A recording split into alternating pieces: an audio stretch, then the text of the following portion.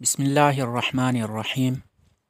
حضرت ابو ہریرہ رضی اللہ تعالی عنہ سے روایت ہے کہ رسول اللہ صلی اللہ علیہ وسلم نے فرمایا، اللہ تعالی فرماتا ہے، ابن آدم مجھے ایذا دیتا ہے، یعنی ناراض کرتا ہے، وہ زمانے کو برا کہتا ہے، جبکہ میں ہی رب دہر ہوں، رات اور دن کو پلٹتا ہوں۔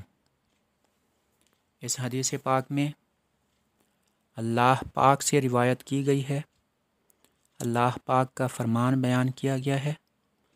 اللہ پاک فرماتا ہے کہ ابن آدم یعنی انسان مجھے ایذا دیتا ہے۔ ایذا دینے سے مراد یہ ہے کہ انسان اللہ کو ناراض کرتا ہے۔ ایذا دینے کا یہ مطلب نہیں ہے کہ اللہ کو کوئی تکلیف پہنچتی ہے۔ اللہ پاک تمام حاجتوں سے، تمام عیبوں سے اور تمام تکلیفوں سے پاک ہے، اس کو کوئی تکلیف نہیں پہنچا سکتا۔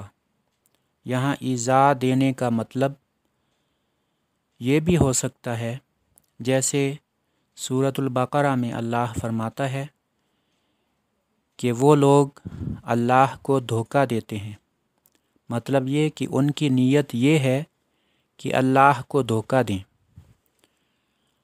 اور وہ ایمان والوں کو دھوکہ دیتے ہیں، حالانکہ وہ اللہ کو دھوکہ نہیں دے سکتے، بلکہ وہ اپنے آپ کو دھوکہ دیتے ہیں، لیکن ان کو شعور نہیں۔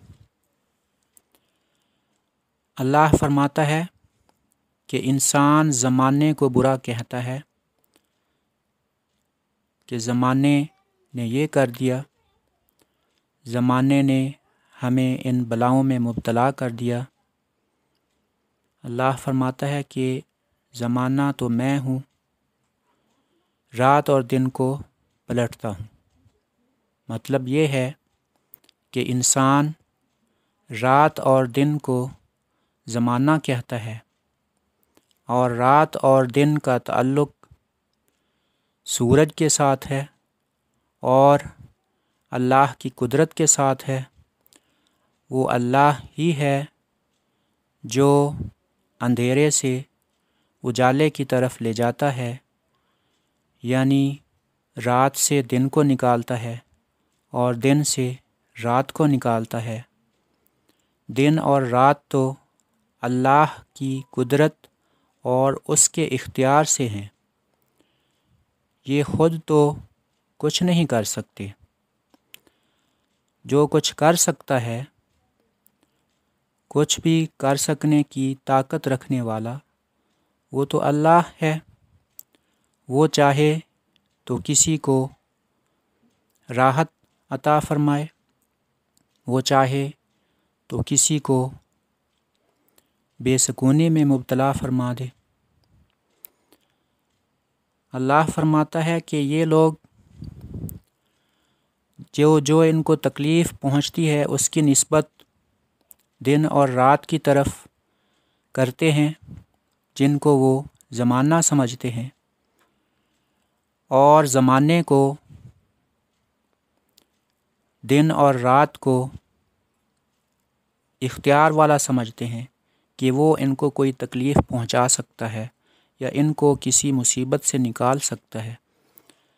حالانکہ مصیبت سے نکالنے والا یا کسی مصیبت میں انسان کی خطاؤں کی وجہ سے ڈالنے والا، وہ تو اللہ ہے، اس کا کوئی شریک نہیں۔